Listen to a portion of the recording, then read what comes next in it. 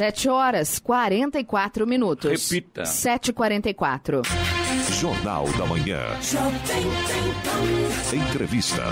Muito bem, como já informamos aqui hoje, a presidente secretária de Governança de São José dos Campos, o Anderson Farias. Tudo bem, né, Anderson? Tudo bem, bom dia novamente. Bom dia novamente, legal.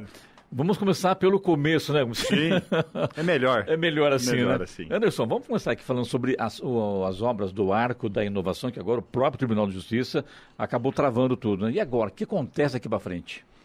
O Tribunal de Justiça acabou pedindo aí, na verdade, uma semana, pediu para que paralisasse as obras, né?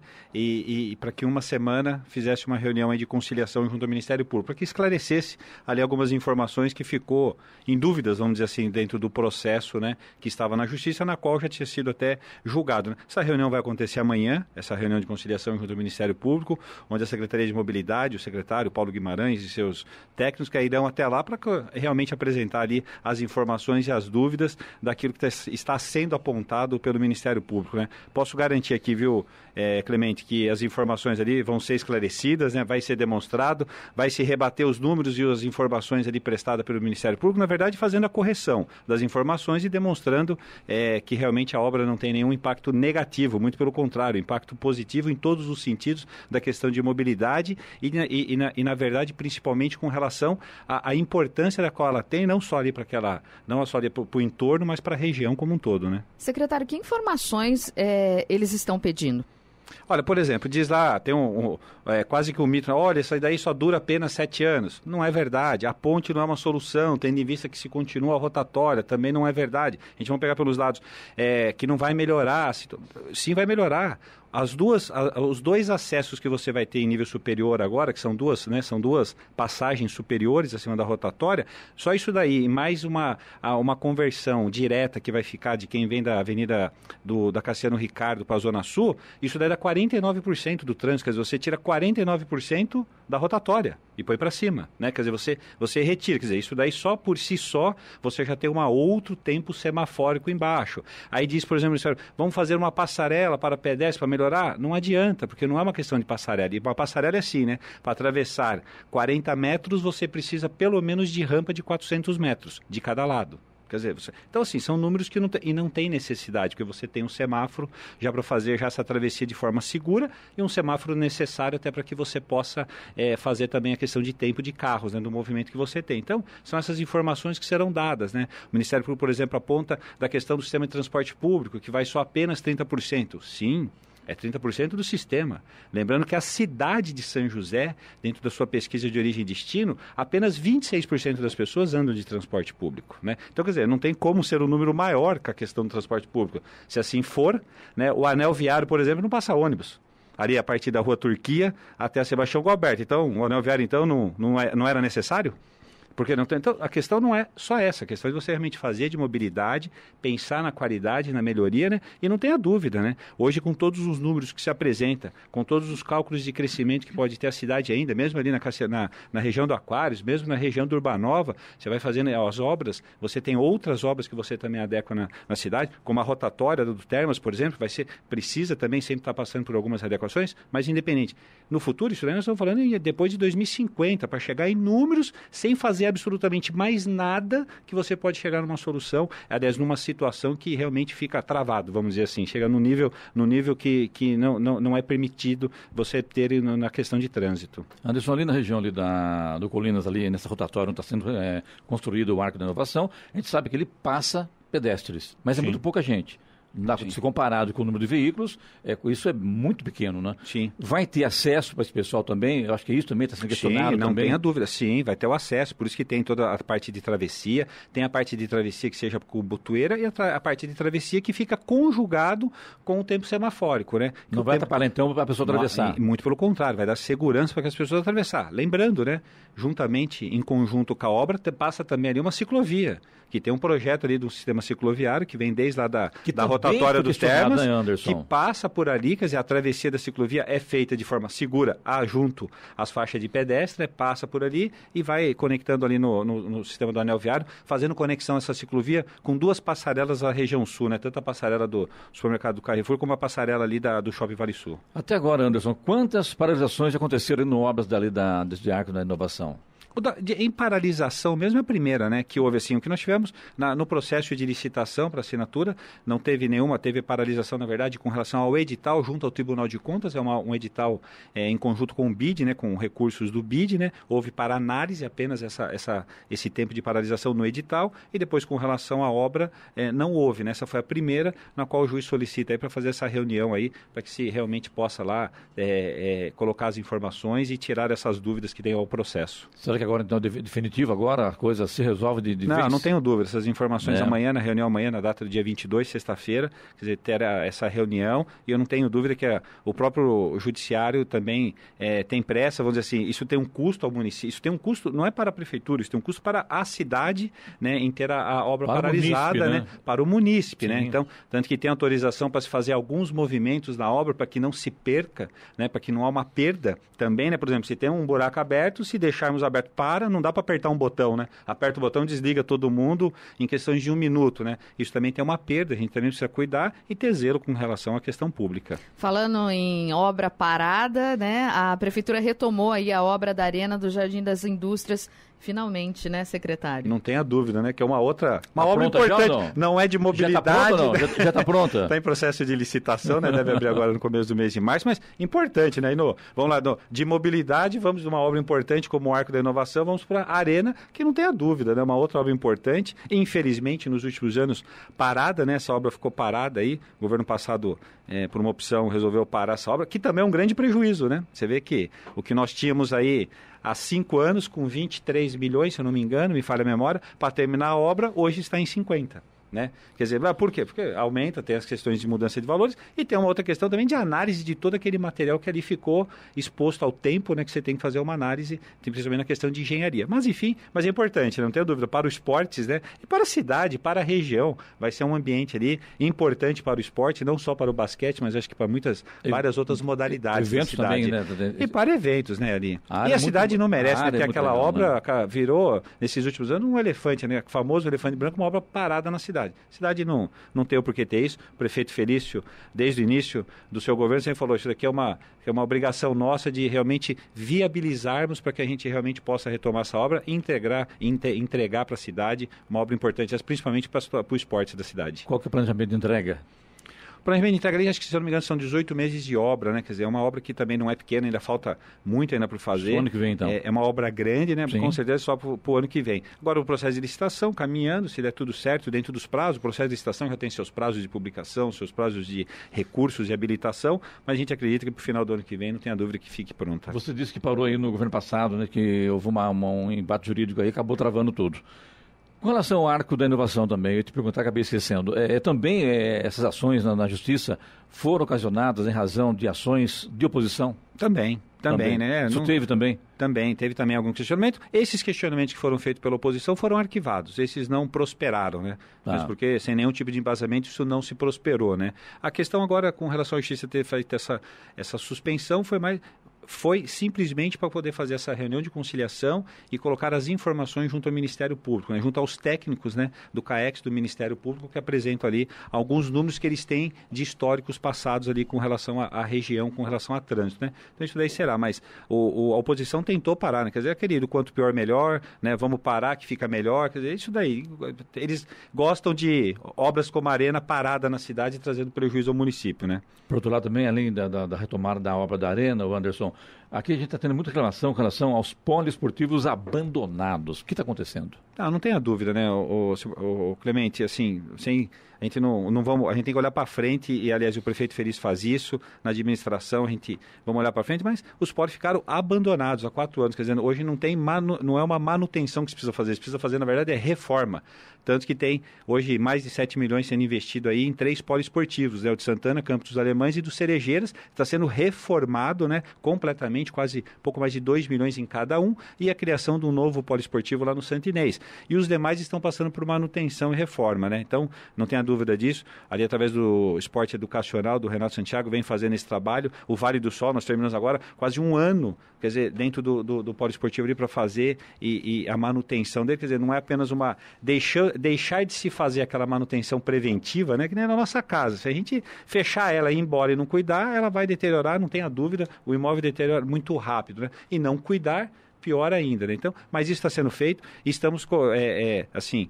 Os polos que estão sendo reformados hoje estão em contrato de gestão para que a gente possa ter, principalmente nesses 3, do Alto Santana, Campos Alemães e Cerejeiras, para que realmente faça a manutenção preventiva e os demais dentro do esporte educacional para que a gente faça essa manutenção. Aliás, ontem deu aqui na Giovana do Paulo aí que reclamou do Polo Esportivo Alto Santana, que está em estado deplorável, suja, com grama alta em volta, e no último sábado ficou ainda muito pior porque ficou alagada. Isso ocorreu com uma simples chuva, diz ele aqui, né? Que a água da chuva entra pelos furos do teto e pela porta que não tem vedação nenhuma. Nesta quadra são disputados muitos campeonatos e isso, claro, pode ocasionar graves lesões aos jogadores. Diz aqui o ouvinte Paulo, aqui de São José dos Campos. A Casa do Jovem também, nós tivemos um problema sério com telhado. Tem várias quadras que não tem manutenção, tem que fazer a troca. Agora eu te pergunto, existe falta de manutenção e esse desgaste natural ou tem havendo também, Anderson, vandalismo, atos de vandalismo? Como é que se pode falar sobre isso? Eu acho que é mais a falta de manutenção, né? O vandalismo é muito menor nesse sentido. Os vandalismos é muito mais no sentido de, acho que de uma pichação, da questão da lixeira, da quebra de um alambrado, vamos dizer assim, que isso daí realmente falta na manutenção. Mas nesses casos dos poliesportivos é mais pela falta realmente de manutenção que ficou aí nos últimos anos. Você tem uma previsão de quando esses poliesportivos ficarão realmente reformados? Olha, de todos os poliesportivos, não tenha dúvida, até o final deste ano, todos eles já estarão em condições, já quer dizer, sem nenhum problema, que a gente tenha condições, principalmente da questão de telhado, da questão de manutenção dos seus banheiros, dos seus espaços ali de utilização comum, tudo isso daí, realmente das quadras pintadas, das quadras reformadas. Hoje não é nem o problema da pintura da quadra, você tem o problema de cimento, da própria estrutura da quadra que precisa ser refeita.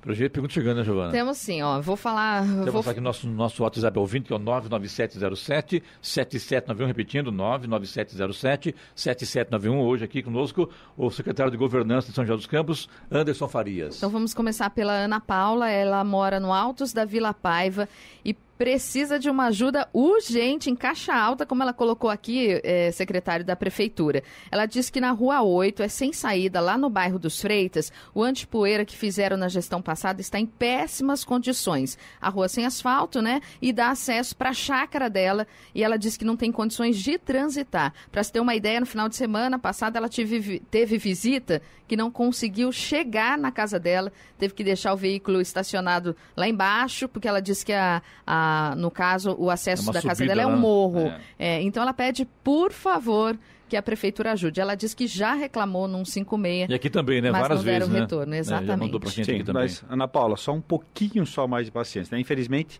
o material que foi aplicado é um material completamente que não tem como fazer a manutenção, né? Em várias travessas hoje a única opção que nós temos é de retirada desse material e voltar a colocar ali a famosa borra de asfalto, quer dizer, são a parte de asfalto para que a gente possa fazer principalmente em subidas, em locais onde tem grande problema, por exemplo, de aclive ou declive. Mas estão fazendo a manutenção. Há umas 3 semanas houve uma chuva muito localizada na região norte, né? Isso daí castigou muito as estradas rurais, principalmente as estradas rurais, e é onde tinha o antipoeira, quer dizer, que é um produto que realmente não ajudava em nada, não colaborou em nada, quer dizer, em resultados positivos, né? Acaba ficando nessa situação intransitável, né?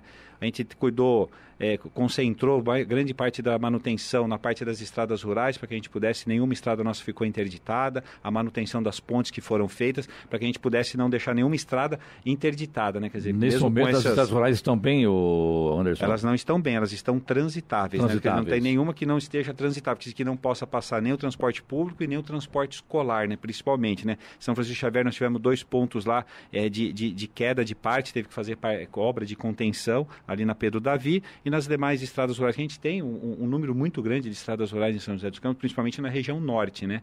E o bairro ali do Freitas, do Buquirinha, a gente pegaria, eles sofrem com relação a esse tipo de material que foi aplicado, como também alguns bairros da região leste também sofrem também com esse material que foi aplicado. O Minoro e a equipe de manutenção já de tapa-buraco vem já fazendo novas tecnologias que a gente possa fazer isso daí, remendo não tem como fazer, passar por cima não tem como fazer, é retirar e fazer novamente. Eu fico imaginando, se a chuva causou prejuízo à cidade, imagina na zona rural, né? Teve umas 3 semanas, numa sexta-feira, deu uma chuva concentrada na região norte lá, que castigou. Aliás, nos últimos 2 meses, castiga umas chuvas concentradas em algumas regiões, né? Ou é no Jardim das Indústrias, na região sul aqui do satélite, quer dizer, sempre tem alguma concentrada e acaba judiando. Aproveitando o gancho aqui, as árvores em São José, Anderson, a gente sabe que caíram muitas árvores, né? E as pessoas têm, aquela árvore não precisa mexer, está tudo em ordem, está saudável, e de repente cai.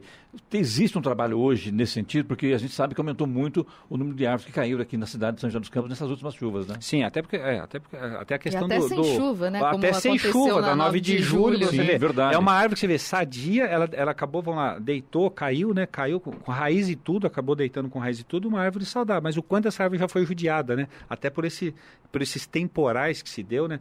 Aqui na Zona Sul, um dia chegou a ventos a mais de 60 km por hora. Quer dizer, o quanto a árvore ela acaba judiando.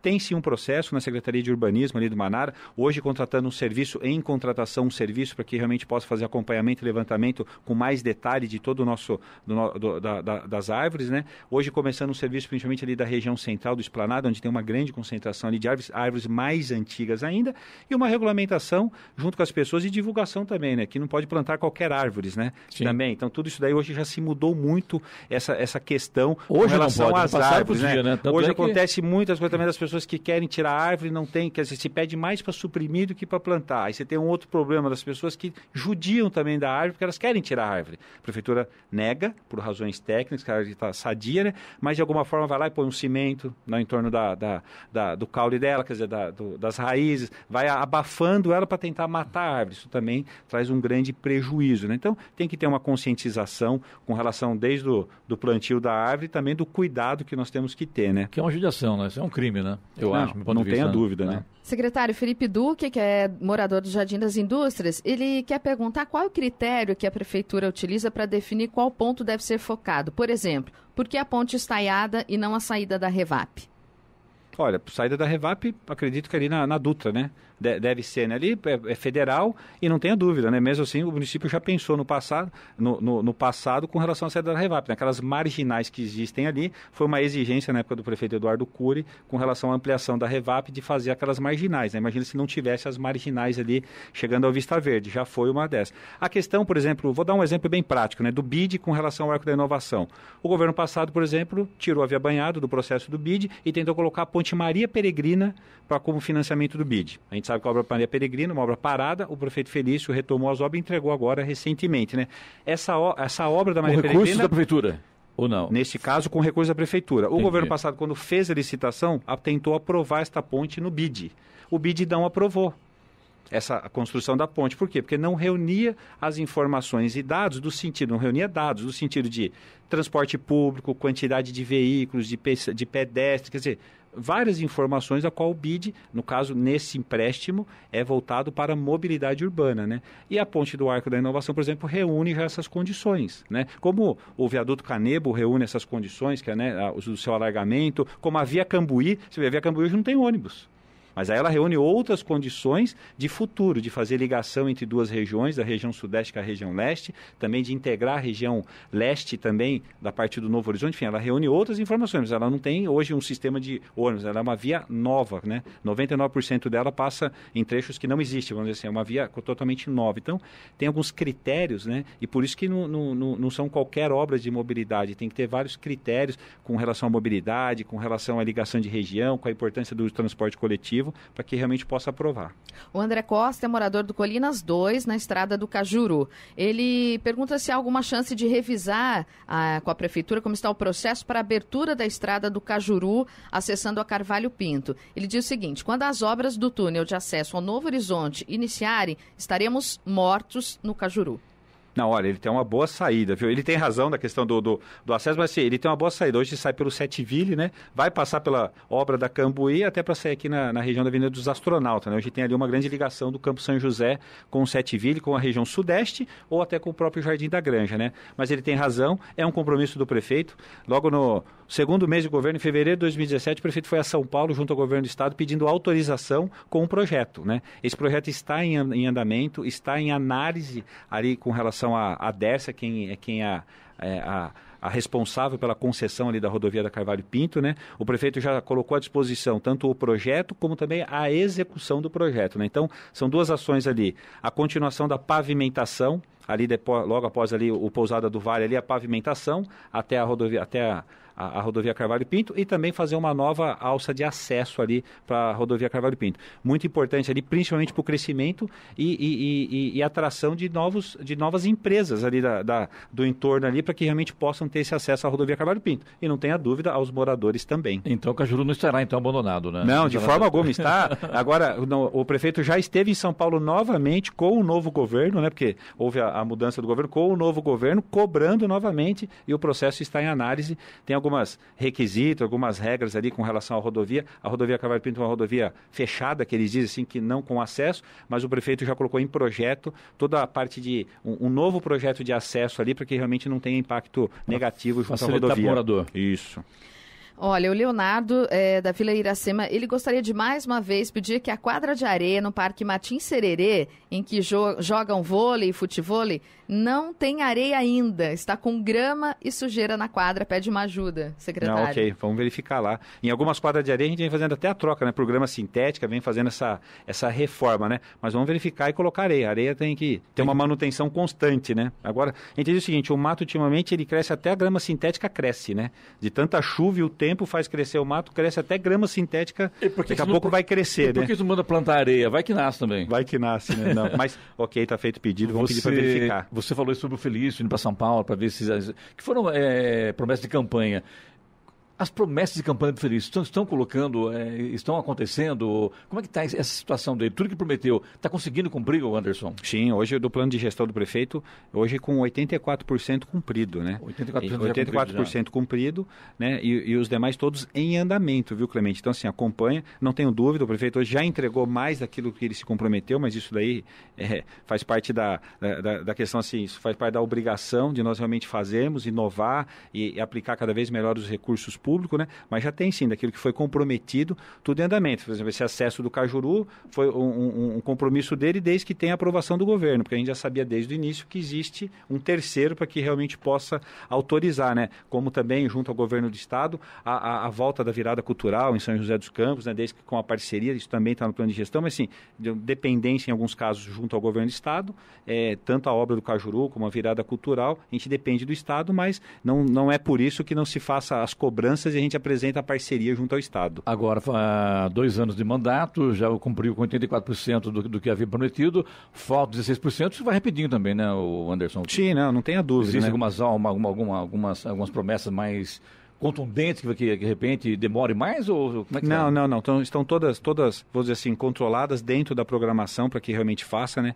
As promessas, lógico que você faz elas dentro de 4 anos e outra. Não é só a implementação e deixar, né? Tipo, implementei e está feito. Não, é a implementação, é realmente acompanhar, você deixar realmente que realmente isso seja permanente, que nem a UBS resolve, né? Não adianta reformar as 40 de uma vez e deixar lá, não, tem que implementar uma por vez, colocar, mudar o sistema, mudar realmente o atendimento, realmente implementar o serviço, né? Melhorar realmente o serviço na ponta, para o cidadão. Vamos para mais uma questão. Paulo Leite, que é do Jardim Santinês 1, no Santinês, e qual o valor gasto? Quantas piscinas tem no Santinês? No Poliesportivo, no Santinês acho que não tem nenhuma, se eu não me engano. Tem no Cerejeiras, né? Agora tem uma obra que está sendo feita, será que não é isso que ele quer saber? Tem uma obra do Poliesportivo, que era o parque, que está sendo transformado num poliesportivo. Pode ser, ele não especificou. Né? O Silvio do Jardim Aquários, ele pergunta o que está sendo feito para melhorar a rotatória do Termas, próximo ao Termas.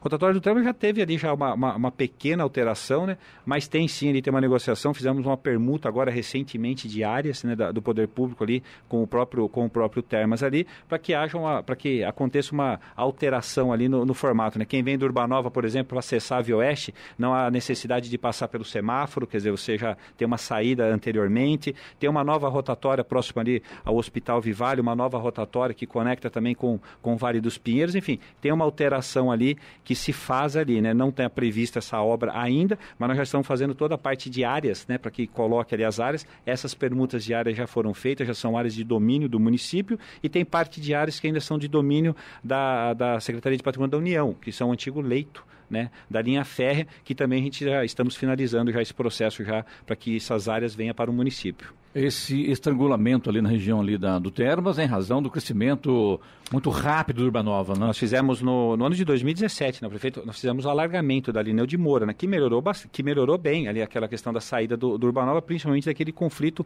junto às escolas que tinha ali, né? Então, sim, entre a rotatória ali do Santa Rita e o Termas do Vale foi feito todo um alargamento, né? Até no Termas do Vale, né? Foi tirado o muro, foi recuado, foi refeito, já foi importante. Mas tem também uma mudança projetada já na configuração da própria rotatória ali, para que realmente fique melhor ali o acesso. Aproveitando o gancho, a Via Jaguari não seria para dar uma melhorada nisso também, Anderson? Como está aí a Via Jaguari? A obra continua, parou? Como é que está a situação? O processo está em andamento, os processos estão em andamento de licenciamento, é uma obra em parceria com o governo do estado também, né, onde o governo está entrando, aportando aí 15 milhões e o município 10 milhões, uma obra de 25 milhões, que liga a Via Norte até o Jaguari, né, ali próximo, ao lado da linha férrea, próximo à fábrica da J. Macedo, que conecta, aí o prefeito Feliz, fazer a conexão também com Urbanova, né, lá próximo dos condomínios do Paraty, que ajuda, isso vai melhorar, verdade, isso vai você ajudar. dar outras opções de mobilidade para que realmente você melhora. Parece que não, mas você faz um acesso lá pela Via Norte, do Urbanova com a Via Norte, você melhora aqui o Termas do Vale, quer dizer, você dá opções de acesso para que as pessoas realmente possam se